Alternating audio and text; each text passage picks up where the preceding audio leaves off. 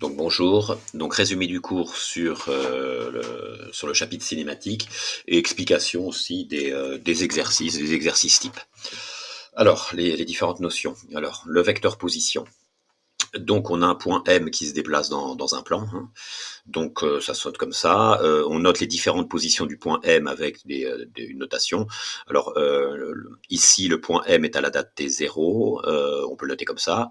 On peut noter M0. Ensuite à la date T1, eh bien il est à cette position-là. On note ça M de T1 ou M1.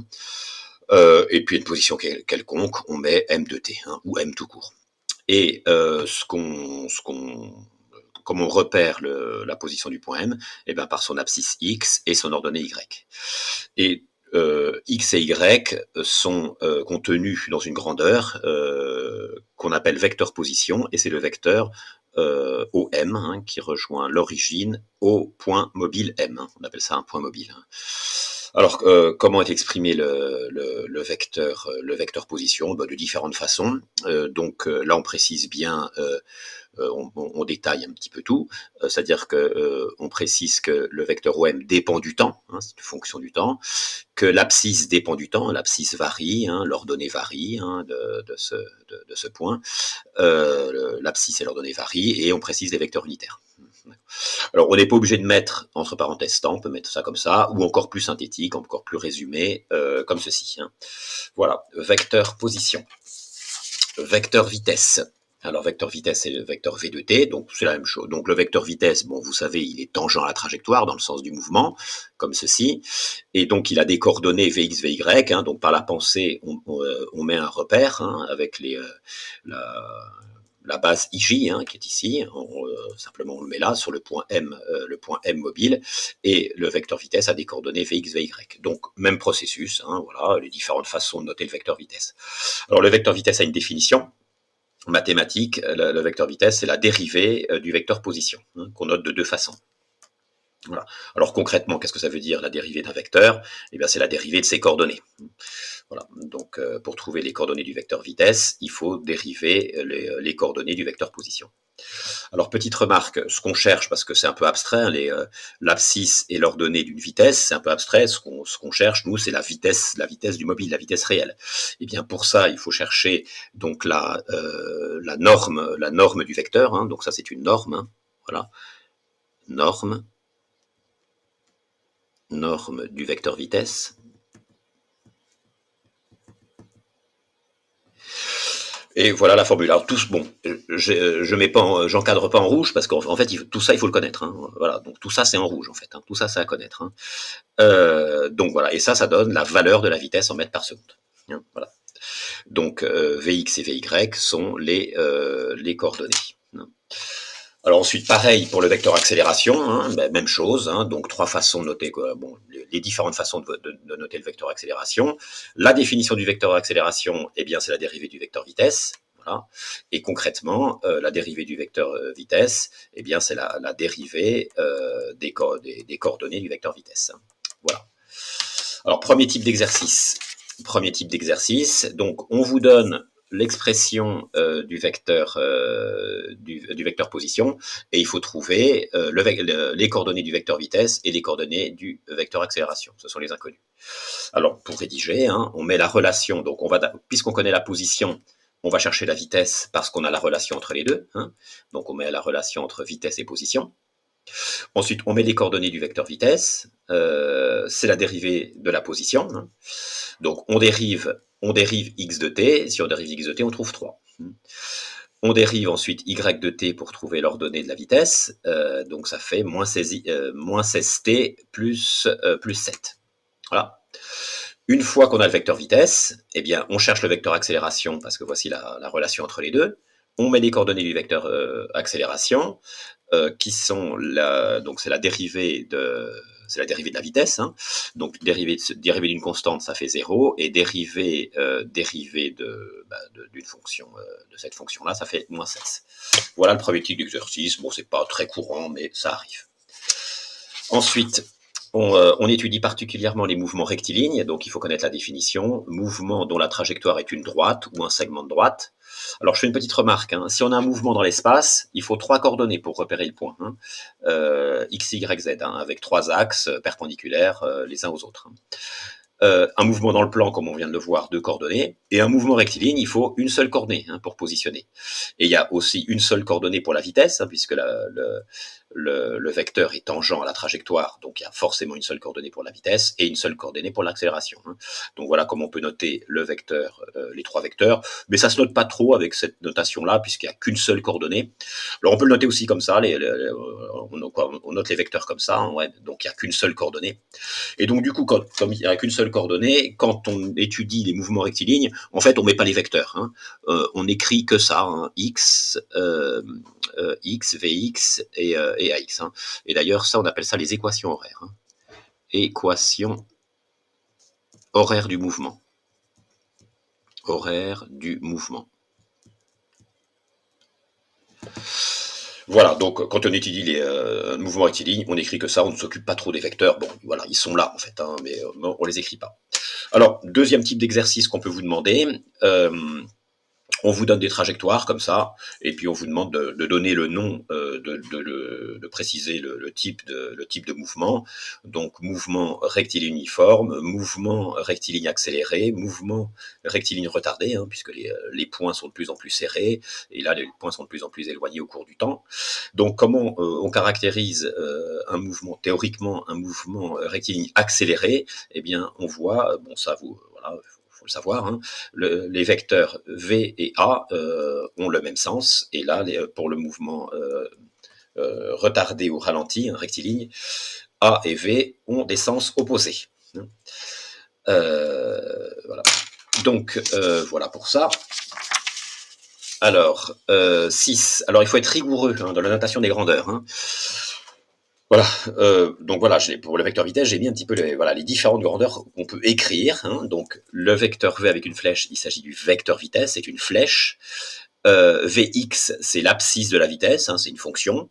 Vy, c'est l'ordonnée de la vitesse aussi. Et la norme de la vitesse, c'est la valeur de la vitesse. Alors, il ne faut pas écrire V tout seul, ça ne veut rien dire, V tout seul, d'accord? C'est une de ces 4 possibilités. Alors, voilà, des erreurs à ne pas... Donc, toute cette notation est fausse. Pourquoi cette notation est fausse? Parce que à gauche, à droite, j'ai un vecteur, hein, vous voyez ici un vecteur, mais pas à gauche. C'est pas possible. De part et d'autre du signe égal, soit il faut un vecteur de chaque côté, ou pas de vecteur, d'accord? Donc là, comme c'est Vx, eh bien là, ce qui est faux, c'est le vecteur ici. Donc il faut écrire Vx égale 3. Un nombre, d'accord? Ici, c'est pareil.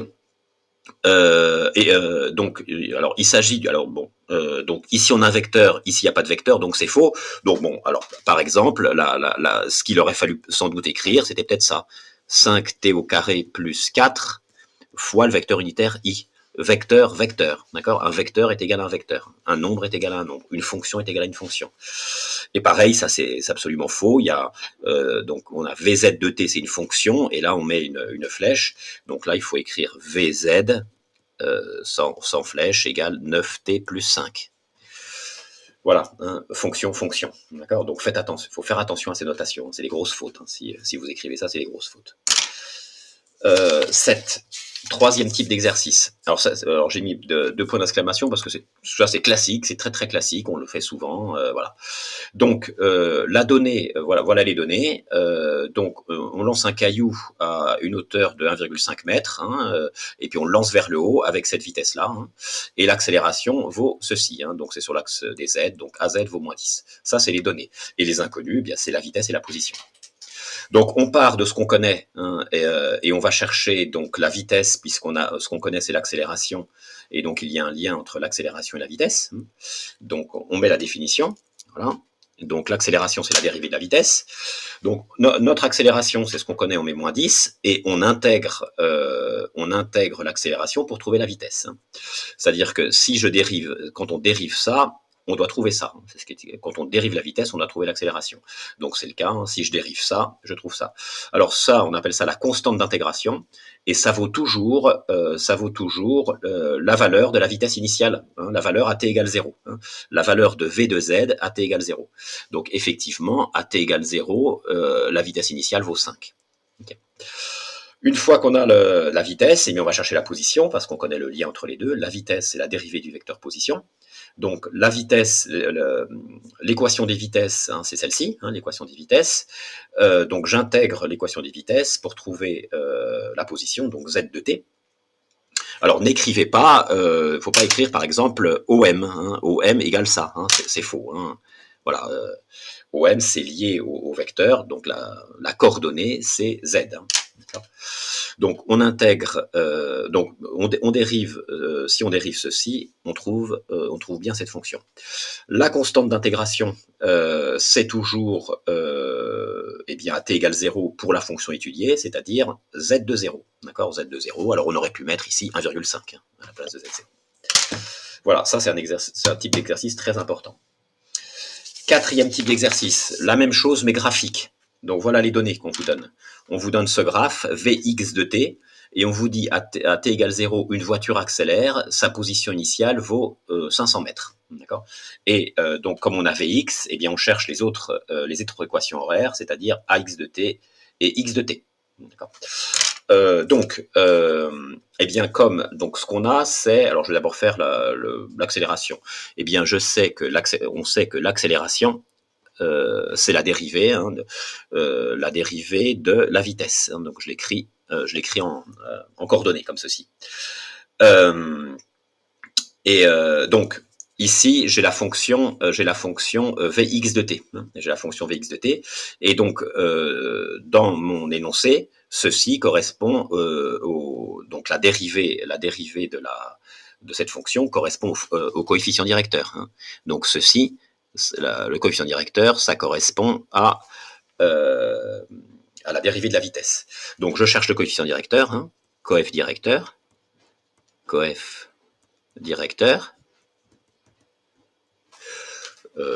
je vais l'appeler, je peux l'appeler A. Alors c'est delta, hein, c'est la variation des ordonnées, hein, delta de Vx sur la variation des abscisses. Delta t, hein, la variation des abscisses. Donc c'est une variation positive. Donc la variation ici, ça fait 20. Alors on peut écrire, hein, on peut écrire ça, hein, delta de Vx sur delta t, on n'est pas obligé. Donc ça fait 20 divisé par 5, hein, 20 divisé par 5, ce qui fait 4. Voilà. Donc j'ai une accélération qui est constante. Hein. Donc je sais que, et donc ça c'est Vx, hein, c'est Vx point. Je vais rédiger ici. Et donc, du coup, AX égale VX point. Donc, AX égale VX point. Donc là, j'ai trouvé AX. Alors ensuite, il faut trouver X de t. Alors pour trouver X de t, il faut déterminer Vx de t. Alors Vx de t, c'est égal à quoi? Bon, c'est peut-être pas très, très bien rédigé. Bon, parce que j'ai plus de place, je vais faire ça ici. Alors, Vx de t, eh bien c'est une fonction affine, donc c'est le coefficient directeur 4, hein, c'est égal à 4t, plus l'ordonnée à l'origine, plus 21. Donc je sais que Vx est égal à x point de t. Donc du coup, il faut que j'intègre, comme j'ai fait tout à l'heure, j'intègre la vitesse, donc ce qui fait 2t carré plus 21t. Donc si je dérive ça, j'ai bien 4t plus 21 et la constante, la position initiale plus 500. Voilà, donc le résultat c'est ça et ça. Je ne l'ai pas mis, c'est-à-dire AX égale VX point, et j'ai oublié de me le mettre, hein, est égal à 4. Voilà. Voilà, quatrième type d'exercice. Maintenant, mouvement circulaire. Alors, mouvement circulaire, donc la définition, il faut la connaître. Un mouvement dont la trajectoire est un cercle ou un arc de cercle. 3 types de mouvements circulaires, uniforme, accéléré, ralenti. Alors, uniforme, les points sont équidistants. Accéléré, ils s'éloignent de plus en plus. Et ralenti, ils se rapprochent de plus en plus. Donc, il faut connaître les positions de V et de A dans chaque cas. Donc si on a un mouvement uniforme, donc ça veut dire que la valeur de l'accélération est constante. Attention, hein, la valeur de l'accélération, la norme de l'accélération est constante, parce que le vecteur A, il n'arrête pas de changer de direction. Voilà, hein, sa valeur, voilà, il n'arrête pas de changer, donc c'est bien mis norme. Donc, ce qu'il faut savoir, c'est que A et V sont perpendiculaires. Hein, et dans ce cas-là, on dit que l'accélération est centripète, hein, parce qu'elle est dirigée vers le centre du cercle. Quand le mouvement est accéléré, eh bien, A est dirigé vers le centre du cercle, mais pas vers le centre, mais vers l'intérieur du cercle, mais pas vers le centre. Hein. Il va un petit peu dans le sens du mouvement, vous voyez. C'est plus perpendiculaire. Et quand c'est ralenti, eh bien c'est l'inverse. Hein. A est dirigé vers l'intérieur, mais dans le sens opposé au mouvement. Voilà, voilà, ça il faut savoir. Et enfin, l'expression du vecteur accélération dans le cas d'un mouvement circulaire. Alors, j'ai un mouvement circulaire ici, voilà, quelconque, bon là je l'ai dessiné accéléré, hein. Eh bien, on projette le vecteur accélération dans une base qu'on appelle la base de Freinet, donc c'est un peu abstrait, donc c'est une base dont le centre du repère c'est le point mobile, et qui est constitué de deux vecteurs, UT, donc c'est T comme tangentiel, et N comme normal, donc tangentiel dans le sens du mouvement, hein. Voilà, on prend dans le sens du mouvement pour UT, tangentiel, et normal vers l'intérieur du cercle. Hein. Et donc normal, ça veut dire perpendiculaire. Donc on projette le vecteur accélération dans cette base, et voilà, donc ça il faut admettre ce résultat. Donc la base de Freinet, hein, on a UT, UN, on appelle ça la base de Freinet. Alors ça se note aussi grand T, grand N, ces deux vecteurs, hein, ça dépend des énoncés. Voilà l'expression, la projection du vecteur A dans la base de Freinet, on voit UT et UN, bon voilà, il faut admettre. Donc là on a la norme de la valeur de la vitesse, hein, vous voyez, hein, il n'y a pas un vecteur ici, et V carré sur R, hein, la valeur de la vitesse au carré divisée par le rayon du cercle. Alors souvent, alors ça, en gros, dans les exercices, on n'utilise pas. Hein, on n'utilise pas parce que on utilise toujours, quand on utilise cette formule, c'est toujours ce cas-là, dans le cas d'un mouvement circulaire uniforme, et ça va se simplifier. Bah, pourquoi ça se simplifie? Eh bien parce que dans le cas d'un mouvement circulaire uniforme, la vitesse est constante. Si la vitesse est constante, sa dérivée est nulle. Donc du coup, ce terme disparaît. Donc le vecteur accélération donc, est égal à ça. Hein, c'est ce que j'ai écrit ici. Donc du coup, on a donc là dans ce cas-là une accélération centripète. Hein. Le vecteur accélération est porté par le vecteur UN, hein, donc il est dirigé comme ça. Et donc du coup, on n'a plus ce terme-là qui nous embêtait, puisque là c'est la valeur de la vitesse au carré divisée par r, donc c'est assez simple. Voilà, ce résumé est terminé.